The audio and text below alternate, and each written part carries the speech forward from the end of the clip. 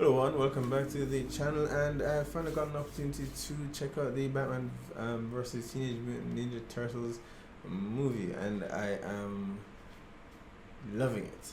Alright, this is one of the rare occasions where it's not something that you actually ask for. You know, no, I don't think anyone was asking for this, but it's something that you know you have to see it, right? We didn't deserve it, but we definitely wanted it, even if we didn't know we wanted it at the time. I know this is adapted from a comic. I've not read the comic, so this is my first introduction to these two properties sharing the same universe, and of course, DC is no stranger to animation. That's one part of their business that they've actually done significantly well in, and of course, it's up for debate as to whether or not the movie arm is actually doing well, whether critically or commercially. I do believe that they've gotten a lot of things right. They've had a few missteps as well, but I believe they've done more right than they have wrong so far. Right, video games are also, and comic book sales, they've been on top of things, and animation is no different. It's for many of us who grew up with the Batman animated series, we have more than likely followed suit with uh, Justice League, Justice League Unlimited, Young Justice. They've been hitting it repeatedly out of the park where animation is concerned. Um, I went into this, with some, not necessarily skepticism, but I went in with and I kept an open mind, right? And this is more so because of not so much the Batman aspect of it, but the Teenage Mutant Ninja Turtle aspect of it. And not for the reason that you might think. I actually love the Teenage Mutant Ninja Turtles. The 2012 version was phenomenal, and I try to subvert my expectations because the new one, Rise of the Teenage Mutant Ninja Turtles, it hasn't been received as well. It hasn't been. Let's leave it at that. Hasn't been received very well. All right. No, and for me, as I've said many times before, right? I like when the creative teams try to do new things rather than rehashing the same thing. And with that in mind, I've remained open with this new change for the Teenage Mutant Ninja Turtles on Nickelodeon now. I've not seen it myself. I've seen clips, snippets of it, um, but the animation and stuff. I acknowledge that it's for the new generation now. It's not so much for me, and I'll eventually still get around to checking it out because there hasn't been one adaptation for for the Turtles that I've not seen. I've seen all of them, so I will get around to seeing this as well. And I encourage anyone to, keep an open mind, knowing that this is for the current generation, and they might enjoy it even if you don't. So I maintain I maintain that stance that alright, I it may not be for me, but I like that they're trying something new, right? And I know that from what I've seen with the new Turtles, there's some swaps that happen, right? The personalities aren't what we're accustomed to. Leonardo seems to have borrowed some traits from Michaelangelo, and Donatello seems to be the serious one, and Leo and Raphael is the leader. So there have been a lot of changes, but again, I encourage anyone to keep an open mind, check it out. I'm sure it will have something to offer, even if you don't feel it is for you. Give it a chance, right? And I went into the watching this movie with, to be honest, with some a bit of skepticism because of that. Even though I'm open to it, I thought it would have been a bit too jarring because looking at the animation from the trailer that I did see before watching the movie, it felt as though they were borrowing some elements from the current Turtles, right? And I have to say, as I said, I wasn't disappointed, right? The movie starts out with, of course, the Barbara Gordon, Batgirl, discovering, or she was at some location in Gotham, and it was robbed by some unforeseen forces, which later on was revealed to be Foot Ninja, right? And the whole the movie revolves around the Turtles teaming up with Batman in an attempt to stop whatever plans that Shredder has cooked up for Gotham City, and his partner, who they're not quite sure who the partner is, but they do know that he's partnered up with someone in Gotham to see his plans come to fruition, right? So we start out with Barbara, who happens to be on scene with where one of the labs are being robbed. Tech around Gotham has been disappearing, and the robberies have been taking place, and no one knows what the tech is being used for, but she happens to be in one of the locations. And honestly, initially, I actually thought that I thought it was April and not Barbara, because she was kicking some serious ass. But I mean, in some iterations, they do have April train with Master Splinter. So I immediately thought it was actually April and not Barbara.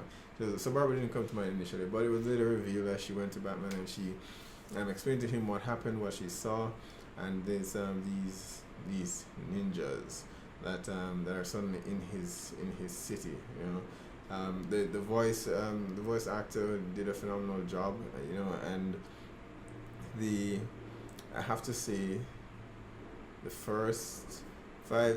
the first 10 minutes of the movie is by far my favorite, and that is because of the showdown with or at least the first encounter with Batman and the Shredder. Off the bat, you wouldn't think that this is something that you'd ever wanted, and you hear me say that a lot throughout this review.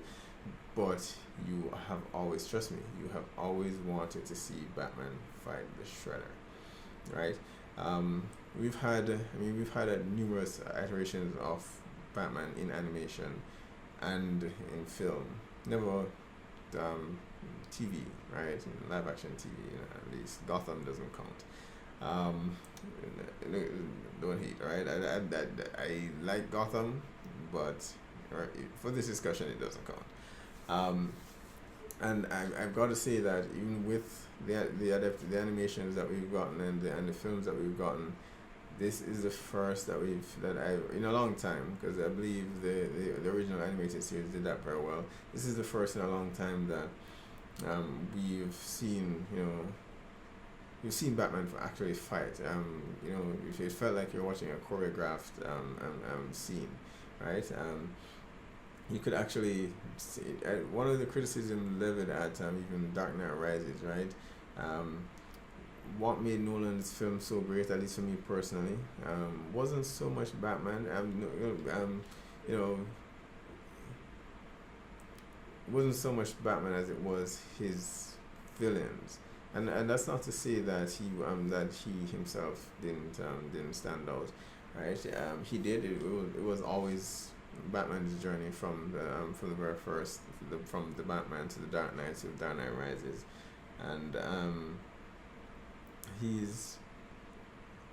was an excellent Bruce Wayne, an excellent Batman, but at the same time, the Joker kind of overshadowed that performance in Dark Knight, and to some extent Bane in Dark Knight Rises as well, and the fighting in Dark Knight Rises, it was more of a test of mental fortitude against the Joker, right? It wasn't so much hand-to-hand combat, even though they did have a street brawl, right? It didn't particularly last. It wasn't a long fight because Joker isn't really skilled at hand-to-hand combat. And we do know that in Batman's Rogues Gallery there are a lot of villains. Ra's al Ghul. There are a lot of villains who can actually push him and challenge him in terms of hand-to-hand combat, but we've never seen those villains come to the big screen, right? Slade, we've just not seen those characters match him on the big screen, and that was one of the things that people are looking forward to in the DCEU, to actually see Deathstroke come to the big screen, right? And I doubt very much that we're going to be getting that now. But I say all that to say that these villains that can actually challenge Batman, we've never seen them for the most part. But here, he has found a challenge in Shredder, right? And if you watched the Ninja Turtles, if you're familiar with the lore, you know that Master Splinter and Shredder are masters in their own right, and in hand-to-hand combat. right? So if anyone can push Bruce to his limit and challenge him, it would be Shredder. So within the first 10 minutes, you're hit with it, right?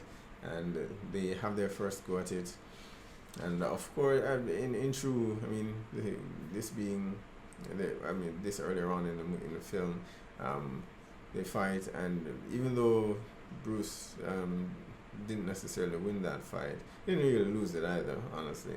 I would call that a stalemate. But their fights, that fight scene was just phenomenal. It was just so well done. I want to see. I don't know if they're going to be doing a sequel for this for this film, but it did end with something like a cliffhanger, so it would be welcome, right? I would very much look forward to seeing that. So, if you did not know you wanted to see the Batman take on the Shredder, let me tell you now that you actually do, and you need to go and watch this movie. It drops on a digital release today, so you should be able to see it. The animation, the fight between Bruce and Shredder aside, the animation, as I mentioned, and it's one reason I brought up the Nickelodeon series before, because I felt they borrowed some of the looks from the Turtles from that series for this movie, and it works, right? It works, and in some shots it's so seamless. There's one shot in particular with Batman, and it just brought me back to my childhood watching the Batman animated series, in terms of how beautiful it actually looked, right? Batman standing in the shadows, and just the you can only see his eyes peering through the darkness, and his cowl, right? And it was a very striking image, and so initially going in, I felt one of the criticisms for this would have been the animation, but it wasn't. Once you got going, and you started following the Turtles and their interactions with Batman, which is just hilarious. You're gonna hear me say a lot of times that, okay, maybe you didn't know you wanted this, but you definitely wanted this. I'll be saying that quite a bit. And if you did not know you wanted to see Michaelangelo and Batman riding in the Batmobile together, you want to see that, right? So once you get into the storyline, into the story and the characters, all these characters that some you've not seen for some time, even in the animation for DC. So once you get going, you quickly forget about the animation. Not that it's bad, right? It's just not, in terms of consistency, what we've come to expect from DC and DC's animated films, so movies so far. It's not the same. But that's not to say it's bad. It's just different, and you quickly forget, and you become acclimated to it, and you accept it, and it works for the story that you're trying to tell. What struck me as interesting though is, the Ninja Turtles being on Nickelodeon, right? And the animation that is being used here, you would get the impression that this is aimed at a younger audience, but yeah, I don't know about that, right? There's, be warned, there is decapitation. They don't shy away from impalement and broken limbs and stuff like that, right? They don't shy away from any of that stuff. So it looks fun and colorful, but it's quite brutal. So it's one of the things that made me come out of this just thinking, wow, they went there, right? So the moments that had levity, and of course that would for the most part be the Turtles. Batman, of course, is he's always that serious character. So the Turtles add a bit of levity to this world now, and it's welcome. It doesn't feel forced, and it wouldn't, because not all. If it was a scenario where all the Turtles were behaving that way, it would be a bit jarring. But it was just Mikey being Mikey, and Leo being Leo, Raph being Raph, and Donatello being Donatello, right? So it was quite interesting. As I said, my first standout was that first 10 minutes. If you watch nothing else, if you do not enjoy the rest of it, watch that first 10 to 15 minutes. Batman versus the Shredder, and you will be blown away, right? As the story progresses, they find out that the partner, because initially they thought that Batman was the partner that Shredder had found in Gotham, and they eventually faced off against Batman, and yeah, I think you can guess how that went, right? Even though these are students of Master Shredder, they're still teenagers and not as experienced as Batman. So I mean, they held their own for the most part, but Batman eventually beat them down. Yeah. But they quickly realized that he's not their enemy, or well, they ran away, right? But they found him later on and explained that okay, we're here. And Bruce really needs to, upgrade his security. I mean, if it was this easy to find the Batcave, then he'd been done for a long time ago, right? But for storytelling purposes, we can allow it. So and he was Donaldson was a pretty smart guy, but Donnie finds the Batcave and they are introduced to Robin, which interestingly enough, they explain to Batman that okay, this is the reason they're in Gotham, and they can use all the help they can get in figuring out where the Shredder is and what his plans are, who his partner is, and as I said, they met Robin, and I wasn't quite sure which Robin it was. That was one of the things that threw me off in this. All right, everything was consistent. Batman was consistent with how you knew Batman to be over the past few years. Batgirl, Batgirl, yes, consistent as well. All the turtles was consistent. Robin threw me Robin threw me because I was like, okay, which Robin is this supposed to be?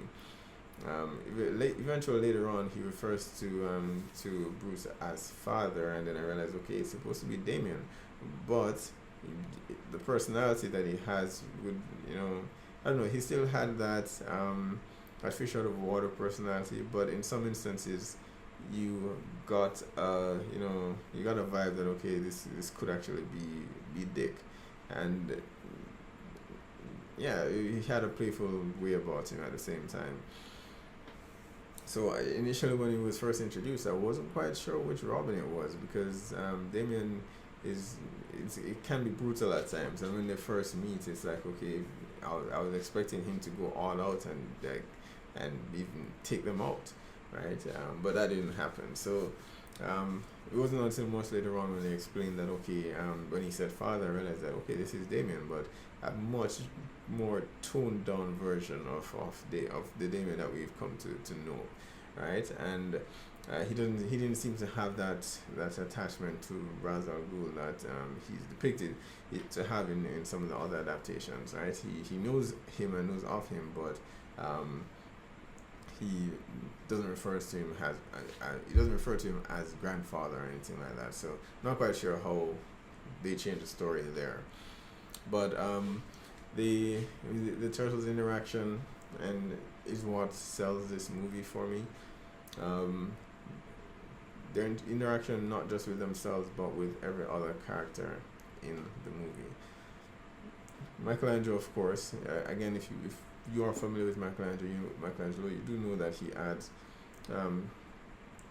that element to every single scene that he's in, and you see that his interaction with Alfred, with Batman. As I said before, if you did not know you wanted to see Batman with Michelangelo in the Batmobile, that's something you definitely want to see. Later on, they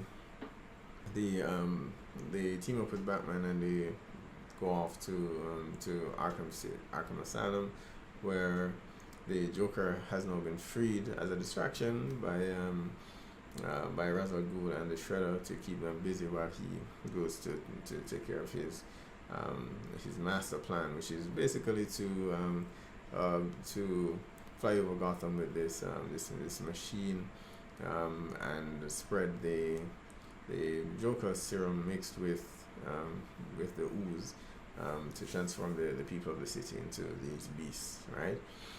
And we get to go through Batman's rogues galleries, like literally, right? So it's like going from one cell to the next as you walk through Gotham Asylum, and reintroducing us to each of these characters. And they, of course, each of these characters get a transformation of their own. And your guess was as good as mine, or at least some were more obvious than others, of course. Mr. Freeze transforming into a polar bear, Harley Quinn into a hyena. You know, the Joker one was I could have guessed every other except the Joker. You know, I expected him to do the very same thing that Harley did and also transform into a hyena of some sort, but he changed into a snake, right? What else was there? Being transformed into this really buff leopard, or at least that's what I thought it was, but something in the cat family. And of course, Scarecrow turning into a crow. So some were a bit more obvious than others, but I love what the creative team did here. They didn't go crazy with it, right? And I mean, a lot of the transformations in TMNT can go, some of them can go very extreme, right? But they managed, they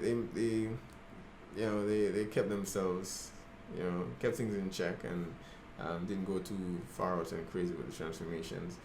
They made it so that it was believable, right? So it was believable. Poison Ivy got turned into some tree, a plant of some sort, which she didn't get a lot of screen time. Let's just leave it at that. But overall, again, this was used to build up the dynamic between each character, and you saw how they worked together, to take down each of these villains. Again, I don't know, my favorite turtle has always been Donatello, and while we didn't get to see so much of him shine in terms of his, I mean, I suppose he did develop the serum, the cure for the virus that they were attempting to spread. But the Michaelangelo was the real standout for this film. Not to say that all the turtles didn't do their, they didn't stand out in their own right, but Michaelangelo was just. I felt that he had the most screen time with other characters in the movie, and as a result, as I said, he created a balance, right? Again, Batman lives in a very dark world. Gotham is a very dark place, right? And more often you find that you're in a dark scene, and Michelangelo will do or say something that will basically just have you laughing, and it's a lot of serious moments, but he adds a lot of levity to it, so much so that it just feels natural, right? Because again, he's just Michelangelo being Michelangelo. It's not being unnecessarily silly, but it's just a part of his personality. So I absolutely love that introduction for the turtles. We didn't see Master Splinter, unfortunately. We saw they were telling the story of giving Batman a brief history of the story of the Master Shredder and the Splinter, and or at least about the technique that the Splinter used in his fight against Batman. The fight that he used to win, and again, I wouldn't say win because according to Leonardo, the technique has as much impact on the user as it does the target. So he has to leave himself. Shredder has to leave because he was pretty much done after using the technique, and Batman wasn't done completely, right? But they use that as a way to introduce or to show us what Splinter looks like in this world. A bit different from what you're accustomed to, but still Splinter nonetheless. He's changed several times over the years, and to be honest, I wasn't fond of the 2012 look of Splinter. I liked everything else, but he looked less of a rat than I don't know, some other fur creature. But the Batgirl, she of course in other iteration in other comics goes on to become Oracle, right? Who's a computer genius, and they hint at this later on at the end of the movie, and what I liked about it is that she shared, shared a lot of similarities with Donatello, and they both worked on creating the cure, right? And later on, they were exchanging numbers at the end of the film, to keep in touch. I do again a lot of hints as to a sequel, and I do hope that we actually do get one. Um, but once they defeated Batman's rogues galleries, Batman himself got injected with the serum and changed into. I mean, if you know his rogues gallery, there's literally a man bat, and so he turned into man bat basically, right? And he was out of control for a bit, and they had to work together to defeat him. And it was interesting to see how Batman influenced. Batman himself, has a lot of things in common with Leonardo. I would say, Leonardo, out of all the other characters, he has a lot in common with Leonardo in terms of how he views, he views he views his job, or he considers it his job to lead a team, and always focused on what the task is at hand that needs to be done. And it was just enjoyable to see him and Leonardo sparring. When they first met in the Batcave in the film, Batman was, maybe not necessarily teaching him, but he was sparring with him, and they had a lot of screen time together. Later on, Leo gets injected with the Scarecrow fear venom, fear gas, and he starts to see visions of his brothers dying, and Batman calmed him to listen to his voice, and he eventually found his way out of it. And so it was each character in their own way had an impact on the other, right? Batman imparted as much knowledge as he could within that short period of time on them, and they in some ways got him to relax eventually at the end of it, got him to relax a bit and actually eat. It's rare that you actually do see in any appearances in animation that Batman has made that you actually see him eat. And there aren't a lot of scenes where characters are eating to begin with, but I'm just saying, think about it. Try to recall one scene. I've seen other characters eat, honestly, and not seen him eat. So it was a fun ride for the movie. Eventually, after leaving Gotham, they have their final stance against the Avian Shredder and Ra's al Ghul. Batman gets his rematch with Shredder, of course, and it doesn't necessarily make quick work of him, because again, Shredder, and I'm glad that they didn't do that. It's easy and it's tempting to just have a rematch and have Batman have the upper hand and win, because he's Batman, right? But they did very well in establishing that Master Splinter and Shredder are two very capable and very skilled warriors, right? And with that, Batman, of course, continues to have a back and forth with Shredder, and they were about evenly matched. Batman used his team. He's there with the team. He didn't want to go with them initially, but he was convinced by Raphael, of all people. I was surprising, because I expected Leonardo to give that speech, but Raphael recognized that a lot of similarities with himself and Batman in terms of there being the lone wolf and wanting to do everything, to shoulder all the responsibilities on their own and doing things on their own. Batman has always been that character as well. Even though he has a team in Robin and Batgirl, he has always been a very secluded character. And so Raphael could relate to that. He's done that. We know how Raph is a hothead. He cares about his brothers, but at the same time, he's always wanted to be his own hero, right? And so he managed to talk Batman lowering his guard a bit and accepting help because Raph knows what it's like. Um, and so later on, Raph returns a favor and he manages to stumble Shredder just enough Batman to regain his footing and finally give Shredder the beating that he deserved. And it's interesting that the writers decided to switch opponents, because here in the final showdown they had Batman fighting Shredder and they had the Turtles fighting Ra's al Ghul, who I'm sure they fought Shredder before, so they have some experience in fighting a skilled sword warrior, but not someone who's hundreds of years old, right?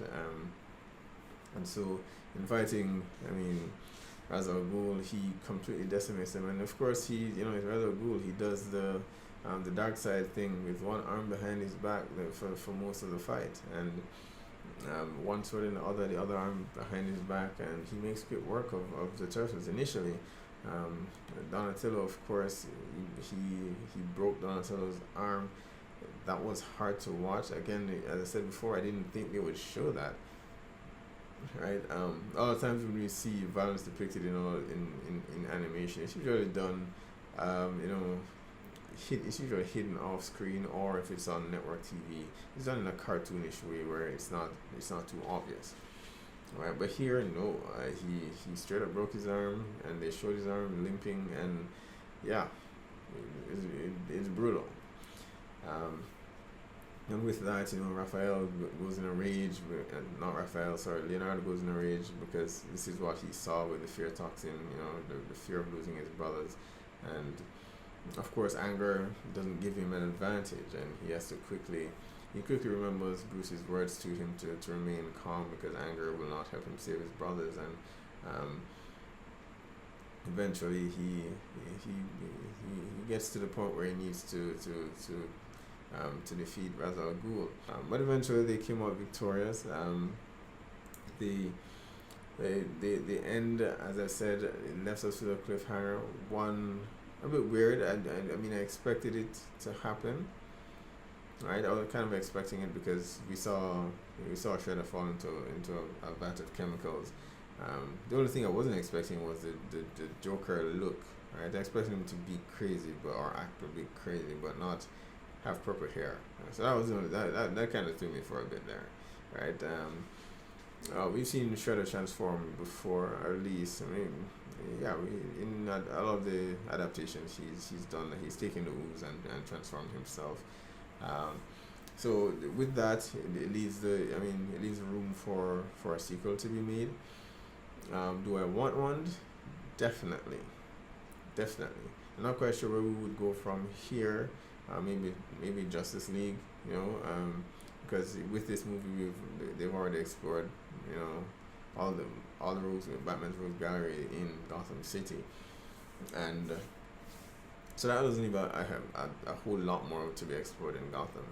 We could have Batman go to New York instead, so that could be something that would be interesting, to go to the Turtles' home turf for a change. Or they could introduce the Justice League.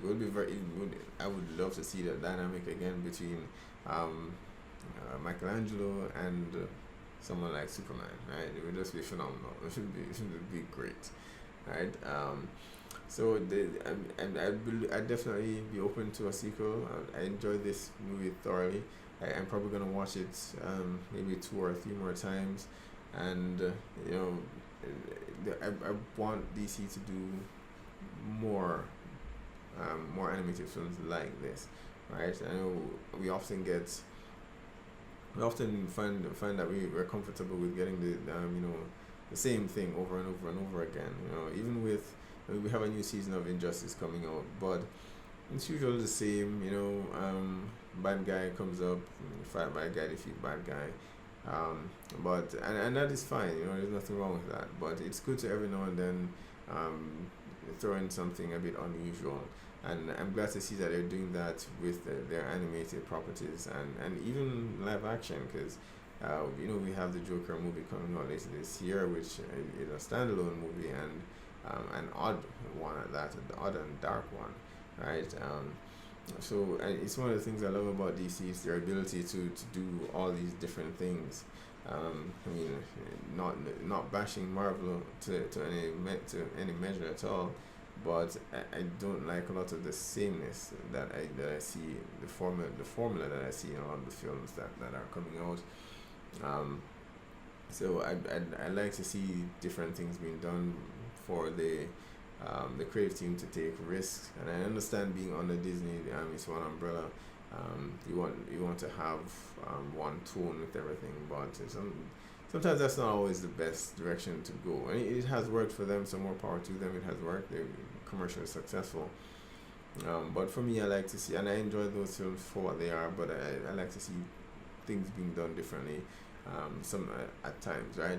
So it's one of the things that I love and appreciate about DC, and I can definitely see them doing something similar to this for the animated films. I don't know how far they can go where live action is concerned.